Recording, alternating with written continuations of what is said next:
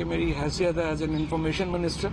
सो information minister के तौर के ऊपर मैं जो भी बात करता हूँ वो हुकूमत की और कैबिनेट की पॉलिसी है। इंडिविजुअल हैसियत में अगर मिसअंडरस्टैंडिंग है और चीफ इलेक्शन कमिश्नर साहब हैं या बाकी जो अरकान हैं, इदारा है, जाहिर है कि उसका मुझे बड़ा एहतराम है और इस तरह की कोई बात जो है वो मैं एक्सपेक्ट नहीं कर सकता। स्पेशली मेरा पेशा भी वकालत है और हम लोग जो हैं वो जजेस का एहतराम करके, इदारों का एहतराम करके आगे चलने पे यकीन रखते हैं। तो वो हमने उसी हैसियत को जो है वो यहाँ पे एक्सप्लेन कर दिया है।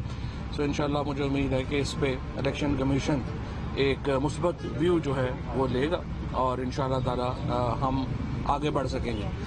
जहाँ तक आज दूसरा मामला है, आज हमने देखा है कंटेम्प्ट ऑफ कोर्ट में जो आज इस्लामाबाद हाई कोर्ट ने एक पूरा जो जिम्मेदारान है उनको तलब किया है। मैं ये समझता हूँ कि इस मामले के ऊपर ज़रूरत है आगे बढ़ने की।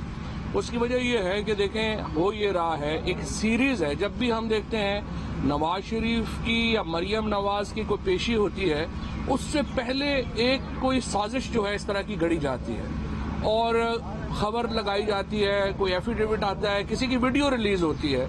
ये एक मुकम्मल प्लान के तहत हमेशा हम देख रहे हैं कि ये मामला जो है वो आगे बढ़ रहा है। उससे फर्क ये पड़ रहा है कि हमारे जो अदालती निज़ाम है उसके ऊपर PMLN ने जिस तरह पहले फौज के खिलाफ एक मुहिम शुरू की हुई थी, अब उन्होंने अदालतों के खिलाफ एक मुहिम शुरू की हुई है। ये बड़ी, मैं समझता हूँ कि एक ऐसी प्रैक्टिस है जिसकी जितनी मजम्मत की जाए वो कम है। इससे पहले भी नून लीग ने जब बुलाया गया था सुप्रीम कोर्ट में, तो आपको मालूम है उन्होंने सुप्रीम कोर्ट के ऊपर हमला कर दिया था। तो ये रवायत रही है PMLN की कि वो हमेशा इस तरीके से एक्ट करते हैं और अब भी मैं समझता हूँ कि जिस तरीके से अदालतों के ऊपर एक हमला किया गया है, कल जिस तरीके से एक जाली एफिडेविट और एक ऐसे शख्स की तरफ से जो कि नून लीग के रहनुमाओं का एक तो परवरदा है और इसमें कोई शुबा ही नहीं है कि वो लंदन में नवाज शरीफ के खर्चे के ऊपर जो है वो रह रहे हैं। उन्होंने वहां पे एफिडेविट दिया, उसकी फीस भी नवाज शरीफ की फैमिली ने अदा की और इस वक्त हुसैन नवाज शरीफ उनको डील कर रहे हैं।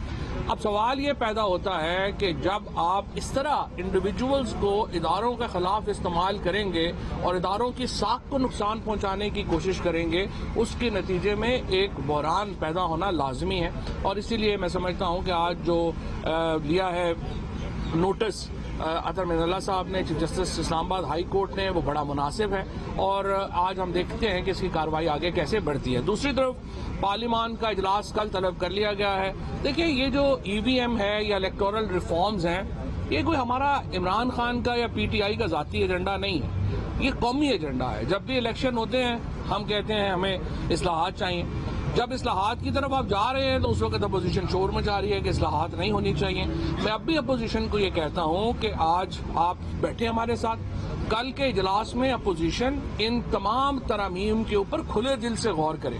जहां पे उनको तरामीम चाहिए वो तरामीम लेके आए, उनको डिस्कस करते हैं, लेकिन इस्लाहात होना लाजमी है। ये बिल हम कल पास करवा रहे हैं। तमाम इत्तेहादियों ने इसमें जो है वो प्राइम मिनिस्टर साहब की क़यादत के ऊपर एतमाद का इजहार किया है और उसके बाद हम फिर खुले दिल के साथ आगे बढ़ने को तैयार हैं। मुल्क में एक इस्लाहात चाहिए, हमें जुडिशरी की इस्लाहात चाहिए, हमें मीडिया में इस्लाहात चाहिए, हमें सियासी निज़ाम में इस्लाहात चाहिए और इन तमाम बड़ी इस्लाहात के लिए हम मिलजुल के चलने को तैयार हैं। शुक्रिया जी। साहब, ये बताएं कि तहरीरी माफी मांगे क्योंकि आप खुद वकील हैं, आपको पता रिटर्न में जब तक नहीं आएगा तो उसका कोई इम्पैक्ट नहीं होगा। नहीं, माफी तो नहीं होती, मैं कैसे माफी मांग सकता हूँ? ये तो फिर कैबिनेट को कहेंगे, मैंने तो कैबिनेट की बात की। नोटिस तो आपको था ना? तो मैंने इंडिविजुअल हैसियत में तो कर लिया है ना, जो कुछ हो सकता है। प्राइम मिनिस्टर ने कहा था कि तमाम काबीना जो है वो आप लोगों के साथ इलेक्शन कमीशन में आए। वो इसीलिए देखें हम इसीलिए देखें हमने कहा भी नहीं, क्योंकि यही तो रवायत रही है नून लीग में, जब लोग आ जाते हैं उधर आ जाते हैं। हमने आज पार्लियामेंट का इजलास है कल और इसलिए मैंने तो किसी को